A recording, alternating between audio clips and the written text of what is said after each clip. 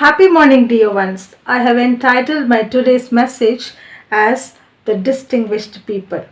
Let me read to you 2 Samuel 7:23 that goes like, Who is like your people Israel, the one nation on earth that God went out to redeem as a people for himself and to make a name for himself and to perform great and also wondrous things, driving out nations and their gods before your people. So it goes on like this. So, who are these Israelites?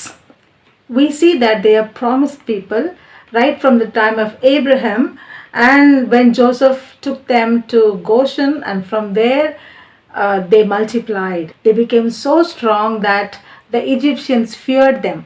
So they had to trouble them with lots of work and oppression.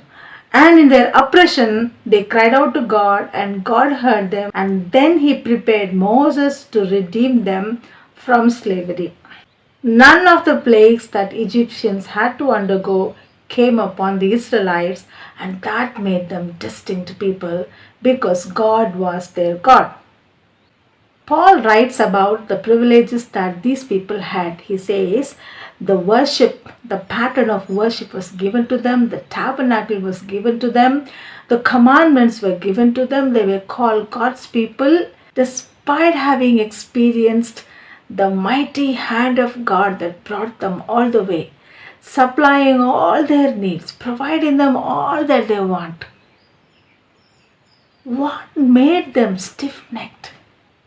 Why will they have to hurt God? Why will they have to anger God? We see in chapter 33 of Exodus, God tells Moses that he will not go with them to the land flowing with milk and honey, the promised land. Instead, he will send an angel to go before them. Moses. We know Moses, he was brought up by Pharaoh's daughter in Pharaoh's palace, and then we see that he was given all the skills required. At one point of time, when he went to defend his tribe against an Egyptian, he was caught, and that drives him away from the comfortable zone to the wilderness where he spends 40 years, where he realizes that he cannot act on his flesh, right? And God had to teach him to act in spirit, not in flesh. It took 4 years for him to learn that, to hear God's word, hear God speak to him, discern what the Lord wants him to do. And then he's made the leader to go to the same place where he fled from to meet and redeem God's people who were still in oppression.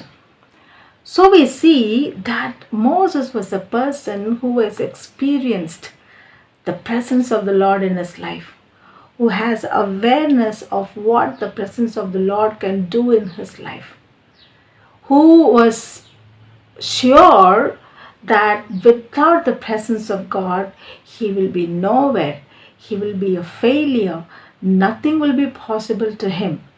And that's why he is asking, if you are not going with us and if your presence is not going with us, why will we have to go to the Canaan land?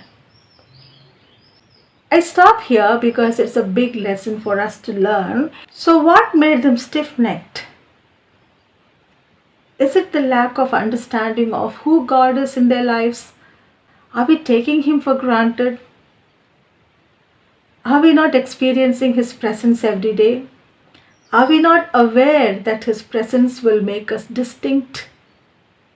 Wherever we are, whatever we do, wherever we go, with whoever we are we still living in flesh, having the mind of Egypt in us?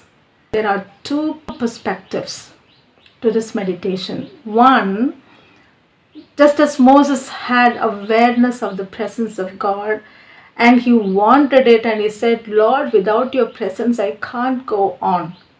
Are we in that group? You are experiencing the presence of God every day.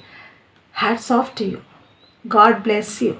If it is the negative response, then I have a verse for you. In Psalm 32 verse 8 and 9 it says, I will instruct you and teach you in the way you should go. I will counsel you with my loving eye on you.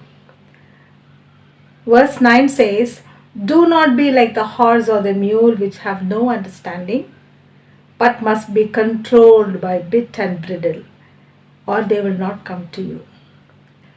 Let's not go for bit and bridle because God is waiting for us with his arms open wide. Let's draw close to him and be distinct. If he is with us, we will be distinct people in all that we do, in all that we are. May God keep us distinct for him. Thank you.